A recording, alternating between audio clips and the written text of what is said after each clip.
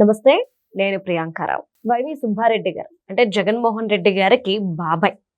మనం కాస్త ముందుకెళ్తే 2019 ఎలక్షన్‌కి ముందు వివేకానంద రెడ్డి గారి హత్య జరిగింది. ఈ హత్యకు మూల కారణం ఎవరు అంటే జగన్మోహన్ రెడ్డి గారి కుటుంబ సభ్యులు అని చెప్పేసి అంటున్నారు. మళ్ళీ ఇప్పుడు మరో బాబాయ్ అయిన వైవి సుబ్బారెడ్డి గారికి కూడా ప్రాణహాని ఉంది, రక్షణ కల్పించాలి అని చెప్పి ఒక మంత్రి అంటున్న మాటలు. అంటే ఇప్పుడు వైవి సుబ్బారెడ్డి గారికి ప్రాణహాని నిజంగానే ఉందా? రక్షణ కల్పించాలా? కల్పిస్తే ఎవరి వల్ల హాని ఉంది అనేది కూడా తెలుసుకుందాం. మనతో మాట్లాడడానికి సీనియర్ జర్నలిస్ట్ సిఎస్ రావు గారు ఉన్నారు. ఆయన అడిగి తెలుసుకుందాం. నమస్కారం సార్. ఒక మంత్రి అన్న మాట ఏంటి అంటే వైవి సుబ్బారెడ్డి గారు జగన్మోహన్ రెడ్డి గారి బాబాయ్ కావున ఆయనకి రక్షణ కల్పించాలి, ఆయనకి ప్రాణహాని ఉంది అని చెప్పేసి ఒక స్టేట్మెంట్ ఇచ్చారు. ఏ విషయంలో ఆయనకి ప్రాణహాని ఉంటుంది, ఎవరి వాళ్ళు ఉంటుంది, అసలు ఎవరు రక్షణ కల్పించాలి? ఈ విషయంలో మంత్రి సవిత గారు స్టేట్మెంట్ ఇచ్చారు. అవును, మీడియాతో మాట్లాడుతూ. అవును, ఆవిడ ఏం చెప్తున్నారంటే వైవి సుబ్బారెడ్డి గారికి రక్షణ కల్పించాలి, రక్షణ కల్పిస్తే మంచిది అనేటువంటి ఒక అభిప్రాయాన్ని ఆవిడ వ్యక్తం చేశారు. సరే, ఆవిడ మంత్రి, ఆవిడ చెప్పిన మాటని ఖచ్చితంగా పరిగణలోకి తీసుకోవాలి ప్రభుత్వం కూడా. ఆవిడ మరి ఎందుకు చెప్పారో, ఆవిడకి ఏమైనా ఇన్ఫర్మేషన్ నుంచి చెప్పారా లేదంటే పొలిటికల్ గా చెప్పారా అనేది పక్కన పెడితే ఆయనకి రక్షణ కల్పించండి అని చెప్పి ఆవిడ ఇచ్చినటువంటి స్టేట్మెంట్. ఆయనకి రక్షణ కల్పించాలని. ఎందుకు రక్షణ కల్పించాలి అని అంటే ఆవిడ ఏం చెప్తున్నారంటే తిరుపతి నెయ్యి విషయంలో కల్తీ జరిగింది అని చెప్పి ఢిల్లీ కేంద్రంగా చేసుకొని వైవి సుబ్బారెడ్డి గారు అంగీకరించారు. కాబట్టి ఆయనకి రక్షణ కల్పించాలి, ఏం జరుగుతుందో తెలియదు అని చెప్పి ఒక అనుమానం వ్యక్తం చేశారు ఆవిడ.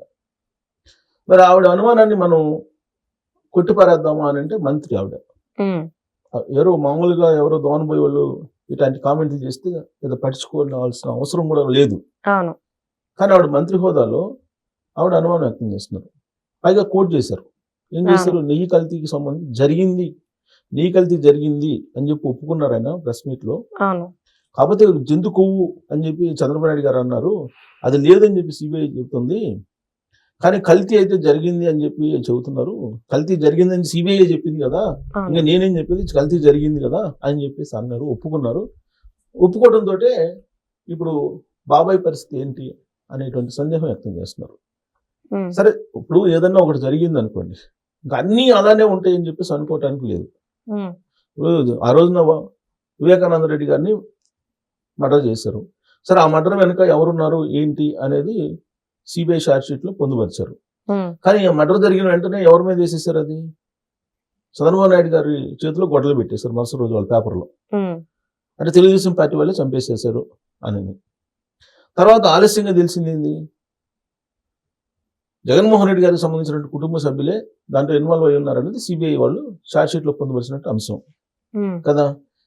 షార్ట్ షీట్ లో పొందుపరచడంతో పాటు షర్మిల గారు పదే చెబుతున్నారు కదా, వివేకానంద రెడ్డి గారి మర్డర్ కేసు పొలిటికల్ మర్డర్, అది దాని వెనక ఎవరెవరు ఉన్నారో తెలిసి కూడా వాళ్ళని ఎంటేసుకొని జగన్మోహన్ రెడ్డి గారు తిరుగుతున్నారని చెప్పి షర్మిల గారు ఊరు వాడ ప్రచారం చేశారు కదా 2024 ఎలక్షన్ కు ముందు. ప్లస్ ఇప్పుడు కూడా చెబుతున్నారు కదా ఆవిడ, సిబిఐ పిలిస్తే నేను కూడా చెప్తాను అది పొలిటికల్ మర్డర్ అనేసి అని చెప్పి నేను కూడా చెప్తానని చెప్పి ఆవిడే చెప్తున్నారు కదా. సో కాబట్టి ఆ పొలిటికల్ గా జరిగినటువంటి మర్డర్ అనేది ఎస్టాబ్లిష్ అవుతుంది. సిబిఐ వాళ్ళు ఆల్రెడీ గూగుల్ టేక్అవుట్ వాటన్నిటిని ఉపయోగించి షార్ట్ షీట్ కూడా చేశారు.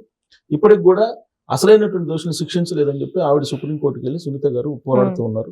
సుప్రీంకోర్టు మళ్ళీ కొన్ని అంశాలని చూపిస్తూ ఆ అంశాల మీద మీరు మళ్ళీ ఇన్వెస్టిగేషన్ చేయండి అని చెప్పి సిబిఐ వాళ్ళకి చెప్పారు రీసెంట్ గా.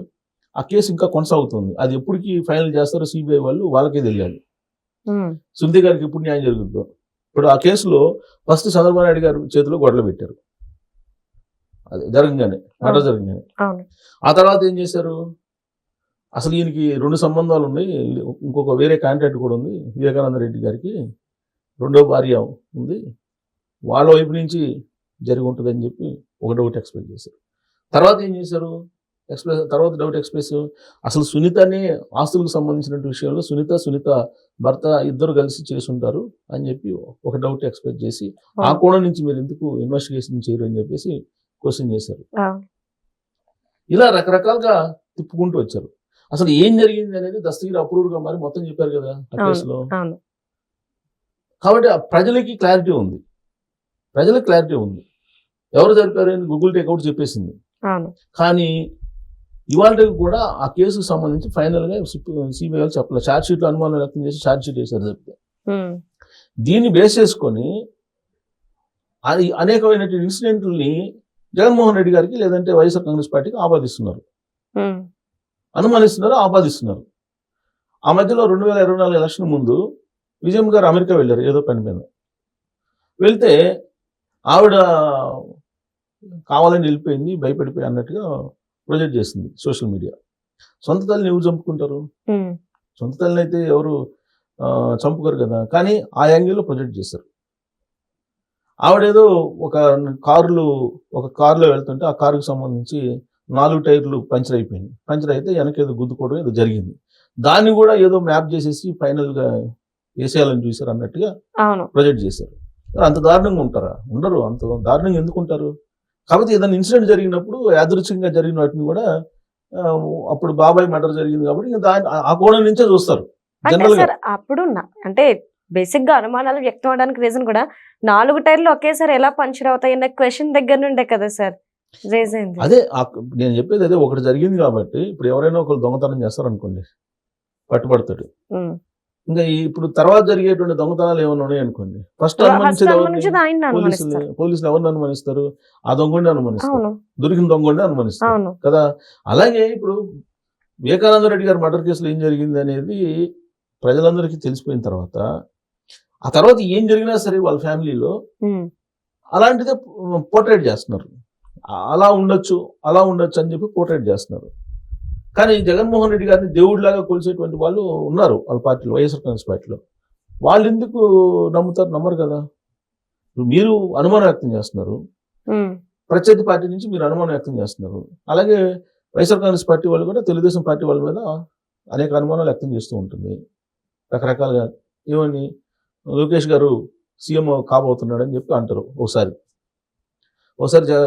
చంద్రబాబు నాయుడు గారికి వెన్నుపోటు పోడబోతున్నాడు అని చెప్పి ఇంకోసారి సోషల్ మీడియాలో ప్రొజెక్ట్ చేస్తుంటారు. అంటే రాజకీయంగా పరస్పరం ఇట్లా ఆరోపించుకుంటూ ఉంటారు. అది రాజకీయంగా వాళ్ళ ఇమేజ్ని డ్యామేజ్ చేసుకోవడానికి ఒకరికొకరు చేసుకుంటూ ఉంటారు. కానీ వివేకానంద రెడ్డి గారు మర్డర్ జరిగిన తర్వాత ఇలాంటి ఏం జరిగినా సరే అనుమానం వ్యక్తం చేస్తూ ఉన్నారు. ఇప్పుడు సవిత గారు మంత్రి హోదాలో కూడా ఆవిడ ఎందుకు ఎక్స్ప్రెస్ చేస్తున్నారు? వైవి సుబ్బారెడ్డి గారు ఇప్పుడు అప్రూవ్డ్గా మారి, ఒక రకంగా చెప్పాలంటే ఆయన అప్రూవ్డ్గా మారినట్టే నీ కల్తీ విషయంలో. ఏమంటున్నారు? కల్తీ జరిగింది, అది ఎవరు చేస్తారో తెలియట్లేదు, నాకైతే తెలియదు అని చెప్పి అంటున్నాడు ఆయన. కల్తీ జరిగింది నాకైతే తెలియదు అని అంటున్నాడు. ఆయన ఏమో టీటీడీ చైర్మన్, అప్పుడు నా తెలియ కూడా జరిగిందని చెప్పి ఆయన అంటున్నాడు. ఎలా జరిగింది? ఆ చిన్నప్పని ఎవరో నాకు తెలియదు అంటాడు. ఆ చిన్నప్పని అప్పుడెప్పుడో నాకు పిఏగా చేశాడు, నాకేం సంబంధం అని అంటాడు ఆయన. కల్తీ జరిగిందని ఒప్పుకుంటున్నాడు, కాబట్టి నాకు తెలియదు అంటున్నాడు ఆయన. అంటే ఒప్పుకున్నాడు కదా. ఆయన ఒక రకంగా చెప్పాలంటే ప్రజాక్షేత్రంలో అప్రూవ్డ్గా మారారు. ఇక అప్రూవ్డ్గా మారాల్సింది ఎక్కడ? సిబిఐ దగ్గర అప్రూవ్డ్గా మారాడు ఆయన. అప్రూవ్డ్గా మారాల్సిన అవసరం ఉంది. ప్రజాక్షేత్రంలో అప్రూవ్డ్గా మారారు, ఢిల్లీ కేంద్రం చేసుకుని. ఇది వైఎస్ఆర్ కాంగ్రెస్ పార్టీకి డ్యామేజ్ చేసేటువంటి అంశమే కదా. అందుకే సవిత గారు అనుమానం వ్యక్తం చేస్తున్నారు. ఒక బాబాయ్ అప్పుడు అట్ అయింది, ఈసారి ఈ బాబాయ్ కూడా ఇదే, అప్పుడు గొడ్డలి ఇప్పుడు ఇంకోటి అన్నట్టుగా మాట్లాడుతున్నారు వాళ్ళు. ఎవరు? తెలుగుదేశం పార్టీకి సంబంధించినట్టు. అందుకే నేను చెప్పేది, ఒకసారి దొంగతనం చేస్తూ దొరికిపోయిన తర్వాత జరిగిన దొంగతనాలకి సంబంధించి వాళ్ళ ప్రమేయం లేకపోయినా వాళ్ళు అనుమానిస్తారు. బహుశా ఆ కోణం నుంచి ఆవిడేమన్నా అనుమానం వ్యక్తం చేస్తుందేమో. కానీ ఒకవేళ ఆయనకి నిజంగానే ప్రాణహాని ఉంటే ఇంటెలిజెన్స్ ఖచ్చితంగా ఆయనకి రక్షణ కల్పిస్తుంది. రక్షణ కల్పించకుండా ఉండదు కదా. బహుశా నేను అనుకోండి ఇన్ఫర్మేషన్ ఉండి ఆయనకి ప్రాణహాని ఉంది, ఆయనకు రక్షణ కల్పించాలని చెప్పి మంత్రి హోదాలో ఆవిడ చెప్పారేమో మనకు తెలియదు. మరి ఇంటెలిజెన్స్ రిపోర్ట్ ఆవిడకేమన్నా ఉందేమో. లేదంటే ఒక మంత్రి హోదాలో ఆ విధంగా చెప్పడం అంటే ఆ వివేకానంద రెడ్డి గారి మర్డర్ కేసుని దృష్టిలో పెట్టుకొని, లేదంటే కోడికత్తి కేసుని దృష్టిలో పెట్టుకొని ఇలా చెప్పారా, లేదంటే నిజమైనటువంటి ఇన్ఫర్మేషన్ వాళ్ళ దగ్గర ఉందా అనేది ఇప్పుడు చర్చ జరుగుతుంది. Right. Thank you so much sir.